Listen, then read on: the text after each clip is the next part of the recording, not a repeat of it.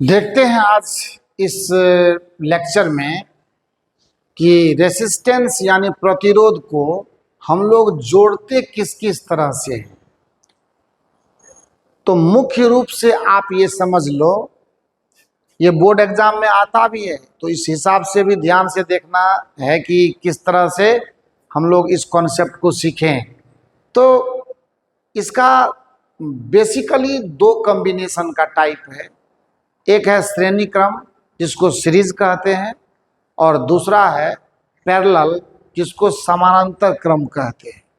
और अब देखिएगा कि ओम्स लॉ कैसे हेल्प करता है हमारी। तो सबसे पहले ये देखते हैं कि पहला है सीरीज ग्रुपिंग और दूसरा है पैरेलल ग्रुपिंग। बेसिकली यही दो है। एक तीसरा आप मिक्स्ड ले सकते हैं, तो सीरीज पैरेलल दोनों का मिक्सिंग है, तो वो तो जब हम लोग सीरीज समझ लेंगे, पैरेलल समझ लेंगे, तो बाकी जो उसका मिक्सिंग है उसमें कोई परेशानी नहीं है। इसको कहते हैं श्रेणी क्रम। जो क्या कहते हैं इसको? श्रेणी क्रम। और इसको बोलते हैं समानांतर क्रम। समानांतर क्रम है ना। दोनों को समझते हैं फटाफट के स्टाइल में, क्योंकि बहुत ज़्यादा डीप कॉन्सेप्ट नहीं है, नॉर्मल सा है। जैसे मान लेते हैं कि अगर मैं बात करूं सीरीज ग्रुपिंग की, तो देखते हैं सीरीज ग्रुपिंग की चर्चा किस प्रकार है। देखिए क्या है कि सपोज कीजिए कि हमने एक रेसिस्टर यहां से ले लिया R1, दूसरा ले लिया हमने यहां R2, और तीसरा कोई ले लेते हैं R3। ठीक है, हो गया। ज़्यादा लेके क्या करेंगे, सीरीज समझना हमको। 3 ले लिया, और इसको क्या करते हैं हम एक सेल से जोड़ देते हैं। ठीक है, ये जरूरी होगा आपको, क्योंकि जब तक आप उस बात को देखेंगे नहीं, करंट की स्थिति नहीं देखेंगे, तब तक आपको ये समझ में आना नहीं है। और रूल क्या कहता है वो देखें। अगर मान लेते ये प्लस है, ये माइनस है, तो इसका R1 मान लेते हैं वैल्यू, इसका R2 मान लेते हैं, और इसका वैल्यू मान लेते हैं R3 के बराबर है। अब जैसे ही हम लोग स्विच ऑन करेंगे, तो यहां से क्या होगा, सर्किट करंट मांगेगा, और इसने क्या क्या करंट देना शुरू किया। मान लेते हैं I करंट दिया, I करंट दिया, और इस तरह से वही करंट फिर आपको वापस आ जाएगा, और फिर सर्किट को पूरा राउंड कर जाएगा। आपको तो पता है कि सर्किट में यानी परिपथ में विद्युत धारा की प्रवाह तब होती है जब परिपथ बंद हो। सर्किट अगर क्लोज रहेगा तभी करंट फ्लो करेगा। इस बात की चर्चा थोड़ा एक आध वीडियो के बाद हम करेंगे, स्पेशली जब आपका लीगल टॉपिक थोड़ा सा जानदार हो जाएगा, तब थोड़ा सॉल्व हो जाएगा आगे तब। अब देखिए कि ये तीनों रेसिस्टर जिस हिसाब से अपना काम कर रहे हैं, यहाँ मान लेते पॉइंट ए है, और यहाँ मान लेते ये पॉइंट बी है। इसको आप यहाँ भी मान सकते हैं, बैटरी के भी यहाँ पर मान लो इसका जो ईएमएफ है बैटरी का, जो विद्युत वाहक बल है वो भी है। तो जैसे स्विच ऑन करेंगे तो ये सर्किट बैटरी से करंट मांगेगा, समझ गए ना, और ये करंट उसको देना शुरू करेगा। मांगने की बात मैं इसीलिए कर रहा हूं कि ये सभी लोड है। मान लो 3 गो बल्बे लगा हुआ है। प्रतिरोध का मतलब लोड है, सर्किट ऊपर भार है, एक तरह से वो खर्चा करवाएगा। ठीक है ना। तो क्या खर्चा करवाएगा, वहां पैसा खर्चा करने की बात नहीं है, रुपये खर्च करने की बात नहीं है, एनर्जी खर्च करने की बात है। और वही एनर्जी वहां विभव के रूप में, तो पोटेंशियल ड्रॉपिंग कहते हैं उसको हम लोग। ये कितना खाया, ये कितना खाया, ये कितना खाया। मान लेते हैं कि ये V1 खाया, ये V2 खाया, और ये कितना खा लिया, V3 खा लिया।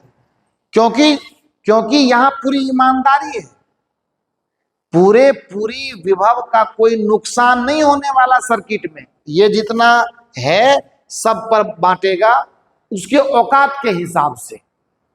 इसीलिए मैंने यहाँ V1, यहाँ V2, यहाँ V3 लिखा। अब अगर ध्यान से देखिए तो तीनों ही रेसिस्टर को करंट सेम मिल रहा है। समझ गए ना, तीनों ही को करंट सेम मिल रहा है, पर विभव का तो बंटवारा हो रहा है ना। तो देखिए गणितीय नियम के हिसाब से, गणितीय नियम के मुताबिक, गणितीय नियम के अनुसार आप देख लीजिए, उपलब्ध है कितना भी, और बटा है कितने हिस्सों में, तो V1 प्लस V2 और प्लस V3। कोई लॉस या कोई गेन, नफा नुकसान की बात नहीं है। इसीलिए ओम का नियम आप देखिए, याद कीजिए, ओम के नियम से, ओम के नियम से क्या होगा, वही V बराबर I R। अगर मान लो पूरे सर्किट का इक्विवेलेंट रेसिस्टेंस, समतुल्य प्रतिरोध अगर मैं R मान लूं, तो क्या होगा, I इंटू R इक्विवेलेंट बराबर I into R1 plus I into R2 plus I into R3। अब दोनों तरफ से I आपका कैंसिल हो गया, सो यहां से R इक्विवेलेंट का मान हो जाएगा R1 प्लस R2 और प्लस R3। यही होता है सीरीज कॉम्बिनेशन में समतुल्य प्रतिरोध निकालने का तरीका। और जान लीजिए, ये कैसे हम समझेंगे कि ये श्रेणी क्रम में है, तो इसकी पहचान है, वे सभी प्रतिरोध श्रेणी क्रम यानी सीरीज में माने जाते हैं जिनसे होकर प्रवाहित विद्युत धारा का मान समान हो। यह है श्रेणी क्रम की परिभाषा। वे सभी प्रतिरोध, देखा जाए यहां से, वे सभी प्रतिरोध, वे सभी प्रतिरोध सीरीज में जोड़े हुए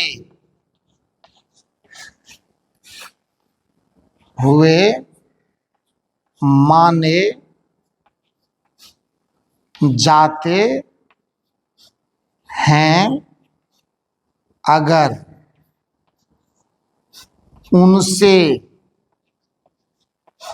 प्रवाहित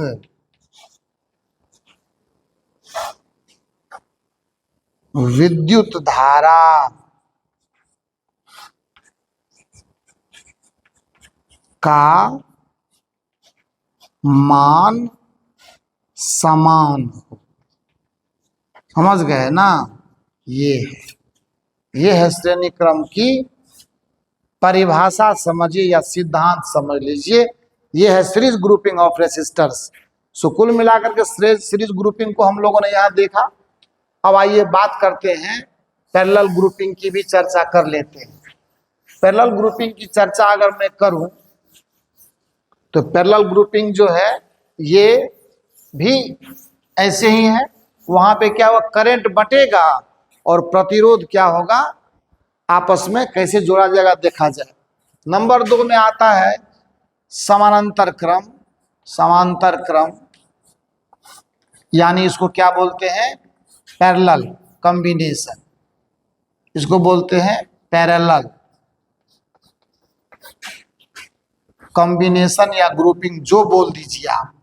मेन कॉन्सेप्ट को समझना है, उस पर ध्यान देना है। देखिए,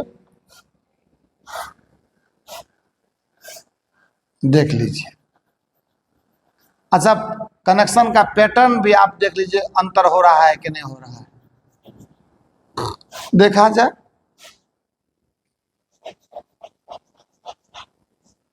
देख लीजिए, हो गया ना, अंतर है ना दोनों में। कॉम्बिनेशन जो इसका पैटर्न भी अलग हो जा रहा है। देखो, यहां से बैटरी लगा दीजिए आप,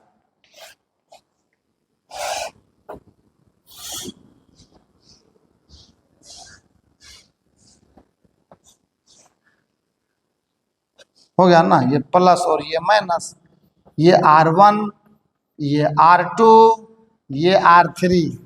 अच्छा, मजा नहीं आ रहा आप लोगों को? ऐसा तो नहीं कि पढ़ाते पढ़ाते पढ़ते पढ़ते पढ़ते पढ़ते बोर हो रहे हैं, नहीं। चार्ज कीजिए अपने आप को, है ना, अपने आप को चार्ज कीजिए, एनर्जेटिक होइए, तब जाकर के चीजें समझ में आएगी। अगर मान लो कि स्विच ऑन करा हमने आई करंट अगर फ्लो शुरू किया इसमें, अब क्या होगा, करंट बटेगा।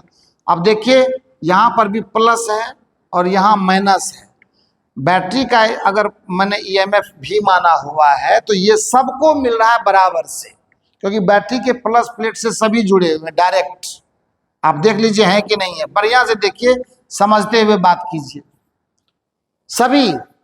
लेकिन ये जो करंट आई दिया ना आपने, एकदम है, यह देख लीजिए I1, ये देख लीजिए I2 और ये देख लीजिए I3, बट गया सब में। फिर इधर से भी I1 आएगा, इधर से I2 जाएगा और इधर से I3, और सब मिल करके फिर से क्या होगा, I लेकर के और सर्किट में रोटेट कर जाएगा। यही है पैरेलल कॉम्बिनेशन।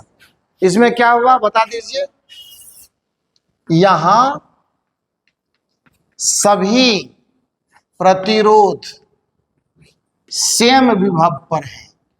यहां सभी प्रतिरोध क्या है, सेम पोटेंशियल पर है, सेम विभव पर है, और यही खूबसूरती है इसकी, सेम विभव पर है, यही इसकी खूबसूरती है। इसीलिए I जो होगा ना वो होगा I1 प्लस I2। करंट, अब करंट ऐड होगा, हर ब्रांच, इसमें शाखाएं बनती हैं, लेकिन अलग अलग ब्रांच बन गए, शाखाएं बनती हैं और सब में करंट का बंटवारा होता है। आगे और खूब बढ़िया बढ़िया चीज पढ़ाने वाले, आप स्थिर रहिए ना। ये चैप्टर बहुत ही इंटरटेनिंग है, आपको फुल एंजॉय देंगे, आप चिंता न करें, है ना।